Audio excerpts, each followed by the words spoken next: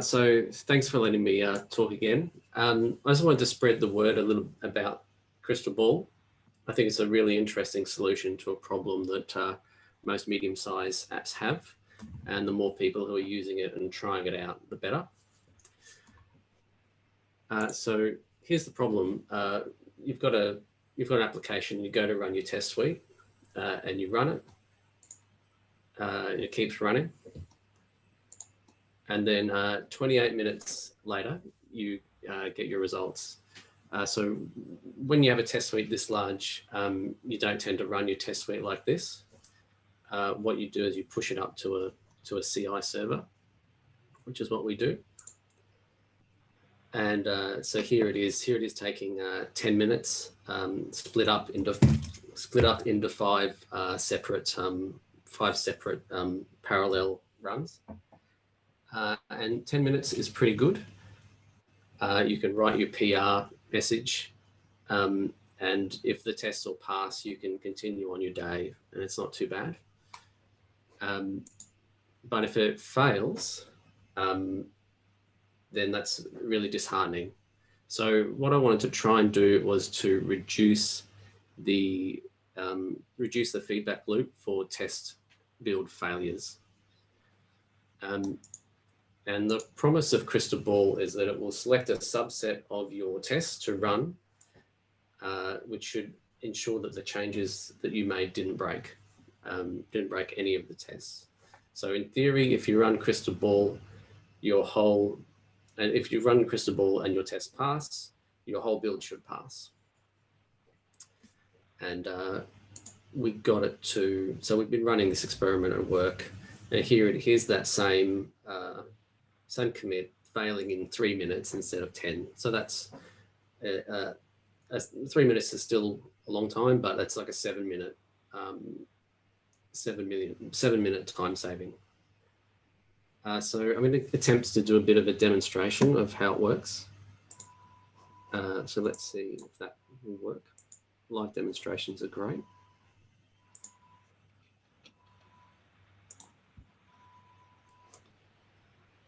Okay, so you can all see the VS Code window. Yep.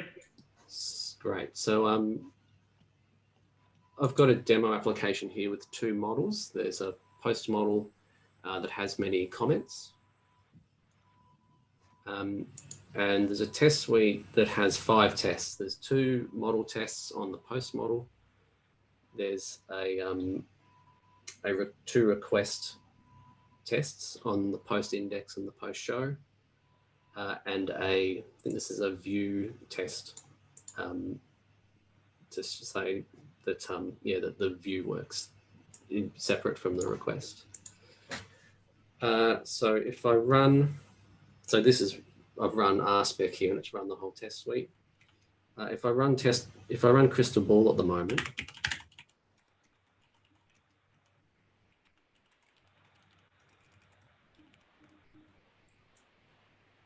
it'll say, there's no examples found because we haven't made any changes. So let's make a change to let's make a change first of all to the post spec.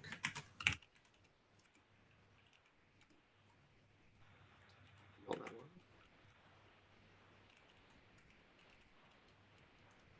To the model spec. So here's the two tests. So if we make a change to this test and we run CrystalBall, what it will do is it will say that test file has changed. So I'm just going to run the tests that are defined in that test file. And I was able to do that. And yes, so I was able to do that without you having to type out the path to the spec file or anything like that. So if I undo those changes, and the next one we wanted to do was, the post model. So if we don't change the spec and we change the model instead, so let's say we add, it doesn't matter what the change is as long as CrystalBall recognizes that this model has changed. And I run CrystalBall.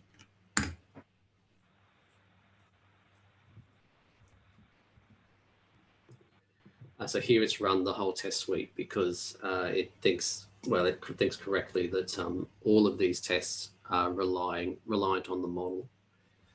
Yeah, so that makes sense. All these are directly related to posts. So if I undo that change again, so back to a clean branch, and this time I'll change the comment model.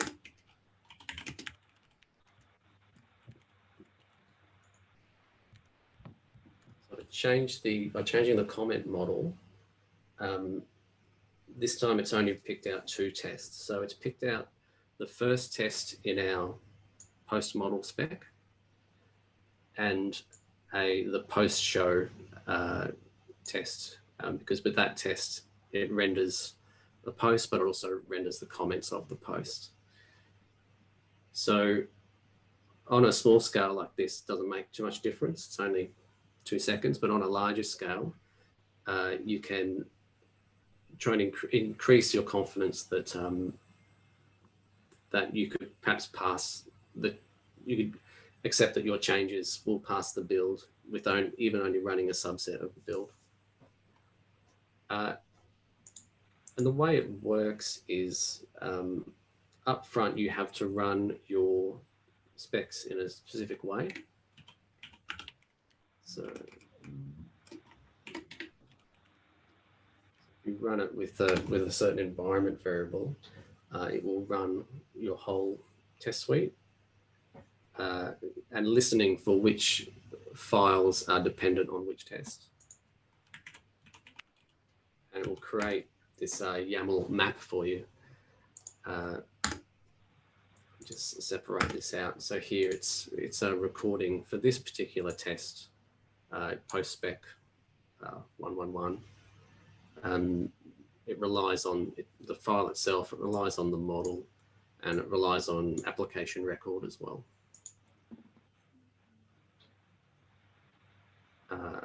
And even for this this spec that is there's a view spec, it can also tell you which view templates that the test relies on. And you can see this test relies on both models. So, just 1 second.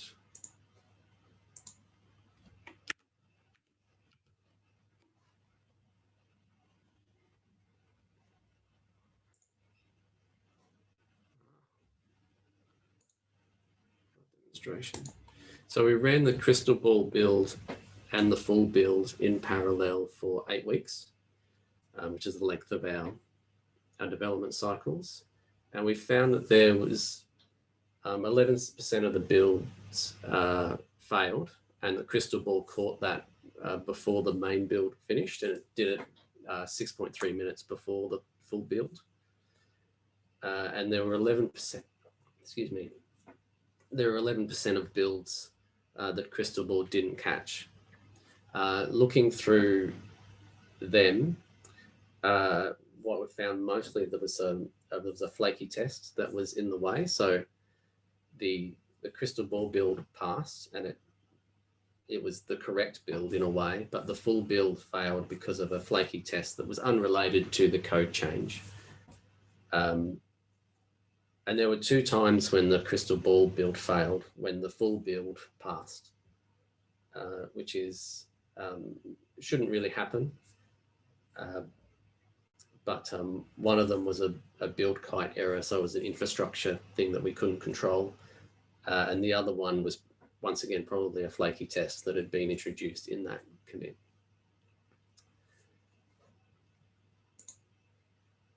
So where we've got to now is that we can fail the branch when CrystalBall fails. That's been the goal so far, is to fail fast. So to increase that feedback loop for us. The next step where I see this going is that we can merge once CrystalBall passes.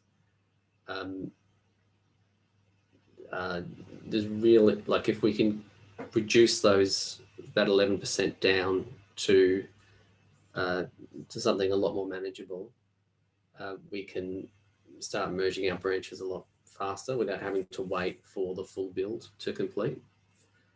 And the interesting thing is maybe in the future we could deploy after only running a subset of our tests. I don't know if we'll ever get to that stage. It's a bit scary. It really requires a lot of confidence in the tool, but maybe one day. And that's all I had to say about CrystalBall. So does anyone have any questions? Cool. Mike, do you want to get your hand up? Yeah, that was awesome. So I've been like wanting something like this for a really long time, and so thank you for like sharing it with everyone. That's awesome. The question I have is, as you kind of keep growing your test suite, how do you keep CrystalBall up to date, like that little YAML file? Do you just occasionally rerun it, or do you have it like constantly syncing from the CI service, or how do you manage that? That's a great question. At the moment, once a week on Monday morning, I push up to CI special. I work it out so I don't have to stop working locally, but I basically regenerate it every week and then commit it to our code base. That's not really scalable. And I think that's also results in a lot of false positives. Because as we're introducing new specs, they don't get run the next build. So so eventually we want to get to a point where the file is hosted somewhere and it's pulled down from a central location and is perhaps updated as much as, if it's automatically, we could do it multiple times a day if we really had to. Hermath, did you still have a question? No question. Manny? Hi, Lang. Good to see you. Hey. So what would preclude you from using version control to know what files have changed and therefore need to be recrawled? So this does use version control to determine which files have changed. It can do that, but what the interesting thing it does is that it says not only that this file has changed, but all of these tests now need to be rerun that depend on that file. And it does it, it does it by what appears to be magic, but what it's looking at when it's generating that YAML file is which objects are being created while that test is running. And there's some other magic in there that's all kind of configurable as well, which of these things it looks at. I would suppose, I mean, it could go to the syntax tree, but that seems like begging for trouble. Yeah. Oh, it's very interesting. Anyway, thank you. Yeah, it's whoops, I should probably put my hand up. I'm gonna put my hand up. I know, you go. I've got waffle, so go. Oh, me? I got it. Yeah, I got it. It's just for RSpec, is it? It's just for testing with RSpec, or can you do it with normal Rails testing? It only supports RSpec at the moment. Okay. It uses the RSpec runner. Yeah. I think that's just because it's not not that popular a tool. It hasn't been ported over that I can tell. Can I just ask too? Like, what does it do exactly? It's like intercepting kind of the test suite, is it? Like telling you what's changed? Yeah, that's right. It's from that, I'm getting so a bit there's, embarrassed. Yeah. no, it's okay. So there's two. Yeah. So there's two steps. The first step is running the whole test suite while CrystalBall is listening on what the tests are doing. So it's able to introspect what's happening while your code's running. So I think it uses it. There's a gem called coverage that it uses. And then the second step is when you want to use CrystalBall to run a subset, it reads that map file, and it then just calls RSpec with a big list of tests that it lets you run. Thanks.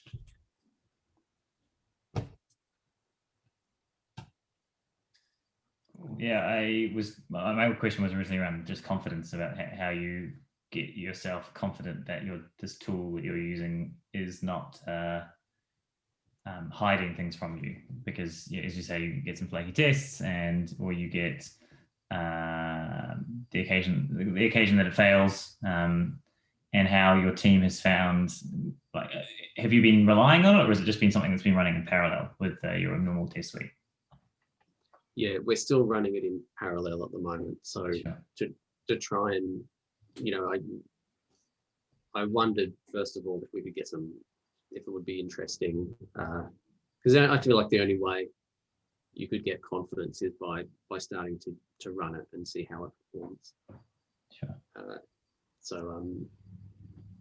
Because Ruby's just not a language that you can be so sure of what's happening. For sure, I agree. Nick. Yeah, it looks like a very cool tool, which I hadn't seen before. So I guess I wanted to clarify. So it sounds like excluding flaky tests and excluding infrastructure failure, it actually sort of was completely accurate. Like there was no times when it failed when it should have passed, or it passed when it should have failed, excluding the flaky tests or infrastructure failure. I wasn't able to look at every failure, unfortunately, so I can't sign off 100% on that. I did do some later, like that first 8 weeks, that was the result, that it seemed like we just had one flaky test that was causing all the problems. Looking at some later data, I felt like the only other issue was that we were only creating that YAML file once a week. Like if we were able to do that more often, then that would improve that as well. But yeah, and there are ways, like there are ways that I can imagine it failing. For example,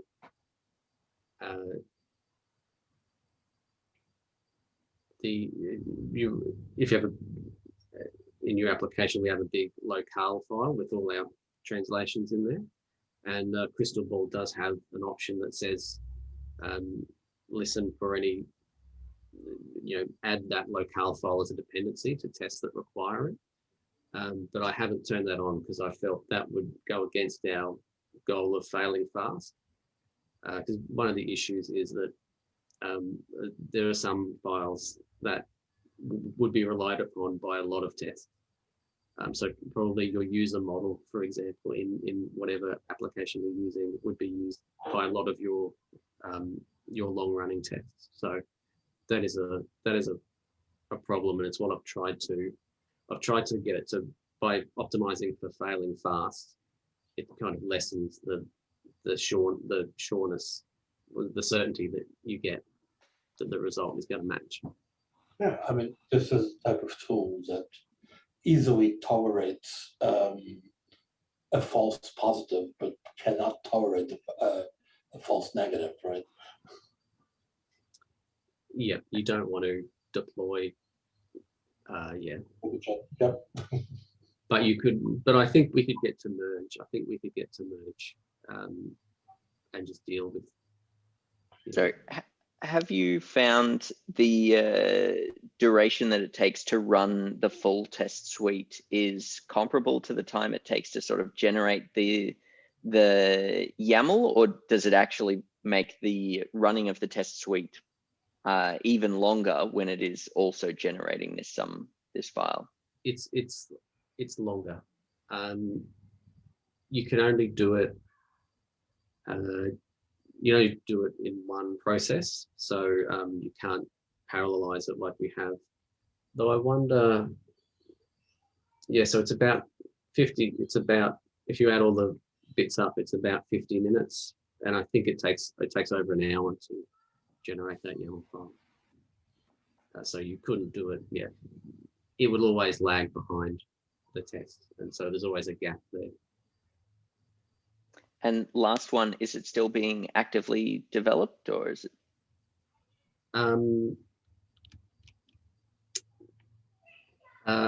Great question. I feel like I would say it's not. I mean, it didn't feel like it to me too much that there was a lot of activity. That's kind of one of the reasons why I wanted to give a talk, because it seems to have gotten to a point of maturity. Like it did what it said on the tin, which I was quite impressed by. But it didn't feel like there was a ton of active work going on in it. So whoever is using it, it's meeting their needs. I assume. Yeah, cool. I was just also thinking you could, even if it is not completely reliable, or it's reasonably close, but you could still have them running in parallel and have the build fail faster than you would normally do anyway, to try and reap some of the reward of it potentially finishes faster, 90 or 89% of the time, even if it's not necessarily as reliable. So it's which is still cool. Which is still a great optimization for a long running test suite.